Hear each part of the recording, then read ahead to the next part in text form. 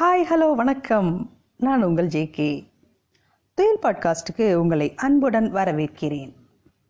ஆயிஷா ரா நடராஜன் அவர்கள் எழுதிய என்னை சதுக்கிய மாணவர்களில் இன்று திறந்தவெளி கற்றலின் நாயகர்கள். கற்றுக்கொள்ளுதல் என்பது உயிரியல் முறைப்படி நிஜமான இயற்கையான நிகழ்வு. ஆனால் பள்ளிக்கூட கல்வி முறையின் அடிநாதமாக இருப்பது கற்றல் எனும் பாவனை. அது செயற்கையானது அப்படின்னு சொன்னவர் ஜே கிருஷ்ணமூர்த்தி. குழந்தைங்க வீட்டில் தங்களோட சுற்றத்தில் பெறுகிற அனுபவங்களை பள்ளியில் மனவிட்டு பகிர்ந்துக்கிறதுக்கு ஒரு வாய்ப்பை அவங்களுக்கு ஏற்படுத்தி கொடுக்கணும் அப்படின்னு பல வருடங்களாக பரிந்துரைக்கப்பட்டு வருது. தன்னோட இருப்பிடத்துலேருந்து பள்ளிக்கு பயணமாகிற ஒரு குழந்தை பேருந்திலோ அல்லது வேறு ஊர்திகளிலோ இல்லைன்னா நடைபாதையில் இருக்கிறவங்கள்ட்டையோ பகிர்ந்துகிற அனுபவங்கள் ரொம்ப நுணுக்கமானவை. சொல்லப்போனால் ஒருத்தரோட ஆளுமையை செதுக்கும் ஆற்றல் அதுக்கு இருக்குது. இந்த இடத்துல தான் குச்சி ஐஸ், பஞ்சு மிட்டாய் அப்படின்னு பள்ளிக்கூட வாசல் கடைகளும் அவை தரக்கூடிய அனுபவங்களும் கற்றலை வகுப்பறை தராத கல்வியாக மலருது. பள்ளி முடிச்சுட்டு வீட்டுக்கு வந்த பிறகும் சரி, அல்லது அவங்க ட்ராவல் பண்ணுற வழி எங்கோ சரி, அவங்க பெரும் அனுபவங்கள் ரொம்ப முக்கியமானவை. அதோட ஆண்டுக்கு ஒரு முறையாச்சும் திறந்த வெளி நோக்கி பள்ளிகளே கல்வி சுற்றுலா அழைச்சிட்டு போகிறது கல்வியின் முக்கிய அங்கம். அன்னைக்கு கல்வி சுற்றுலாங்கிறது பெரிய வைபவமாக போற்றப்பட்டு வந்தது. இன்றைக்கி பள்ளிகளில் வருடாந்திர செயல் திட்டத்திலேருந்து கல்வி சுற்றுலாக்களே எடுத்துட்டாங்க. அது ரொம்ப துரதிருஷ்டவசமானது. அதுக்கு குழந்தைகளோட பாதுகாப்பு, பாடத்திட்டத்தை உரிய நேரத்தில் முடிக்க முடியல அப்படின்னு பல காரணங்கள் சொல்லப்படுது. அதுலேயும் அதிகாரிகள்கிட்ட அனுமதி பெறுதல், அந்த மாதிரியான பல முட்டுக்கட்டைகளுடைய விளைவாக பள்ளிகள் பெரும்பாலும் சுற்றுலாக்களையே கைவிட்டுச்சு. ஆனால் மாணவர்கள் ராசனும் சிவசங்கரும் ஒருவரது பள்ளி வாழ்க்கையில் சுற்றுலாங்கிறது இடம்பெறுதல் எத்தகைய அற்புதமான மாற்றங்களை ஏற்படுத்த முடியும்னு எனக்கு காட்டினாங்க.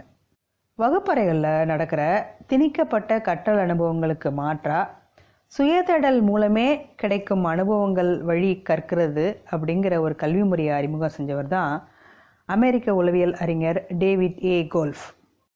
உண்மையான கற்றலோட அடிப்படை சுயதேடல், அதன் இயல்பான கற்றல் முறை பயணம் அப்படின்னு அவர் அறிவித்தார். தமிழ் சூழலில் பயணமே கல்வி அப்படிங்கிறதுக்கு சான்றா விளங்கியவர்கள் பலர். அதில் வள்ளலார், திருவிக்கா, ஜிடி நாயுடு இப்படின்னு லிஸ்ட்டு பெருசாக போய்கிட்டே இருக்கும். கோல்ஃபோட கற்றல் முறை உண்மையான இயற்கையான சூழல்களில் கிடைக்கிற வாழ்வின் அனுபவங்கள் வழியாக ஒரு பெரும் கல்வியை அடிப்படையாக கொண்டிருந்துச்சு. 1970களில் அவர் மிசிசிப்பி மாகாணத்தில் முதல்ல இதை அறிமுகம் செஞ்சார். அது ட்ராவலிங் கிளாஸ் ரூம்ஸ்னு அழைக்கப்பட்டுச்சு. கோல்ஃபுடைய கல்வி முறை ஒரு டார்வினிய விதியை அடிப்படையாக கொண்டது.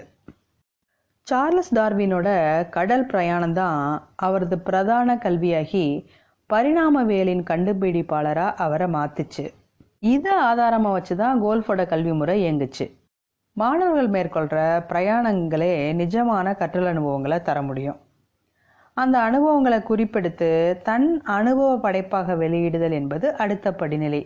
அது எழுத்தாகவோ ஓவியமாகவோ பிறரோட நடக்கிற பேச்சு பதிவாகவோ அல்லது புகைப்பட பதிவாக கூட இருக்கலாம். அதை அங்கீகரித்து மாணவர்களை பாராட்டி மதிப்பீடு செய்து சான்று அளிக்கிறது தான் கோல்ஃபோட கல்வி முறை.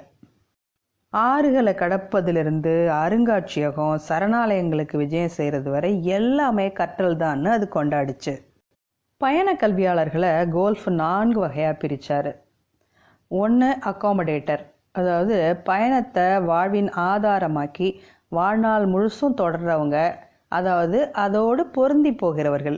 அடுத்து கன்வர்ஜர், கற்றலை நோக்கத்தை பயணங்களின் வழியாக தற்காலிகமாக குவித்துணர்பவர். அடுத்து அசிமுலேட்டர், கற்றதை மேலும் பரிசோதித்து விரிவாக்குறதுக்காக பயண வாழ்வை ஒருங்கிணைப்பவர். அடுத்து டைவர்ஜர், ஒரு குவி மையத்திலிருந்து பல திசைகள் நோக்கி அறிவை விசாலமாக்கிட பயணிப்பவர். இந்த வகைப்பாட்டின்படியான சுதந்திர தேடலை நம்மளோட பள்ளி கல்வி ஒருபோதும் முன்வைக்கிறதில்ல. இந்திய மண்ணில் கால் வைத்த காந்தியடிகள் இந்தியாவை அறிந்து கொள்ள இந்தியாவை பற்றிய புத்தகங்களை வாசிக்கவில்லை. ரயிலில் 3ஆம் பெட்டியில் இந்தியா முழுவதும் பிரயாணம் செய்து இந்தியாவை கற்றுணர்ந்தார் அப்படிங்கிறது வரலாறு. நம்மளோட கல்வியினுடைய இறுக்கத்தை மீறி பயணங்களை சாகச கற்றலாக மாற்ற முடியும்னு எனக்கு காட்டியவர்கள் தான் ராசனும் சிவசங்கரும். என்னோட ஆசிரியர் வாழ்வின் முதல் 5 ஆண்டு காலகட்டத்தில் தான் 11ஆம் வகுப்பு மாணவர்களாக அவங்க 2 பேரும் எனக்கு அறிமுகமானாங்க.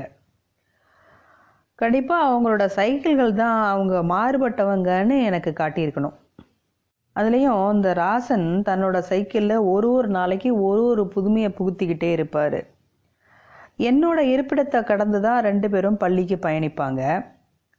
ஒரு நாளைக்கு பார்த்தீங்கன்னா சக்கரத்தில் உரசும்படியாக பலூன்களை கட்டிட்டு படபடன்னு சத்தத்தை எழுப்புற மாதிரி சைக்கிள் ஓட்டிகிட்டு போவாங்க. இன்னொரு நாள் பார்த்தீங்கன்னா விதவிதமான ஆரன்ஸ் ஃபிட் பண்ணியிருப்பாங்க. மற்றும் ஒரு சமயம் பார்த்தீங்கன்னாக்கா பிரேக் பிடிச்சா தானாக சக்கரத்தோட சேர்ந்து சவுண்டு வர்ற மாதிரி ஒரு மணி அமைப்பை செட் பண்ணியிருப்பாங்க. இப்படின்னு இவங்க ஒரு சைக்கிள் பித்தர்களாகவே பள்ளியை கலக்கிட்டு இருந்தாங்க. இப்போ இருக்கிறாப்புல அந்த நாட்களில் திருவண்ணாமலை கிரிவலம் அவ்வளோ ஃபேமஸ் கிடையாது. ஆனால் தீப திருவிழாவுக்கு கூட வேலை செய்கிற நண்பருடைய உந்துதல்னால நானும் போனேன். அப்போ நல்ல கூட்டம். பல வகையான லிங்கங்களை எனக்கு விலக்கி சொல்லியபடியே சாலையில் நடந்து போனோம் நானும் நண்பரும். சட்டுன்னு பார்த்தீங்கன்னா எங்கள் ஊரில் என்னோட இருப்பிடத்தை காலை நேரங்களில் கிடக்கும் அதே சைக்கிள் சத்தம் கேட்டு திரும்பி பார்த்தேன். என்ன ஒரு ஆச்சரியம், ராசனும் சிவசங்கரும் கடந்து போயிட்டு இருந்தாங்க. விதவிதமாக பல விஷயங்கள் சைக்கிளோட 2 பக்கமும் கொக்கிகளில் தொங்கிட்டு இருந்துச்சு. முதல்ல எங்களை பார்த்ததும் கொஞ்சம் தயங்கினவங்க அதுக்கப்புறம் சரளமாக எங்கள்கிட்ட வந்து பேசினாங்க. எங்கள் ஊர்லேருந்து திருவண்ணாமலை 100 கிலோமீட்டர். சனி ஞாயிறு லீவோடு சேர்த்து வெள்ளிக்கிழமையும் லீவ் போட்டுட்டு ஒரு அனுபவத்துக்காக நாங்கள் 2 பேரும் சைக்கிள்லேயே திருவண்ணாமலை வந்தோம் அப்படின்னு சொன்னதும் எனக்கு ரொம்ப அதிர்ச்சியாக இருந்துச்சு. திருச்சி மதுரைன்னு கூட அப்பப்போ போவோம் அப்படின்னு சொன்னாங்க. அவர்களது பயண அனுபவங்களை பகிர்ந்து கொள்ள வகுப்பறையில் நான் நேரம் ஒதுக்கிய போது அற்புதமான சாகச ஜன்னல் ஒன்றை திறந்து விட்டிருந்தேன். திறந்தவெளி சுய கற்றலான பயணக்கல்வியின் அதிசயங்களை எனக்கு உணர்த்திய அந்த அற்புத நபர்களில் ராசன் இப்போது தன் பயணக் கனவை விட முடியாமல் டிராவல் ஏஜென்சி நடத்துகிறார். சிவசங்கர் இப்போது அக்குபஞ்சர் ஹோமியோபதி மருத்துவராக இருக்கிறார். மீண்டும் சந்திப்போம். நன்றி.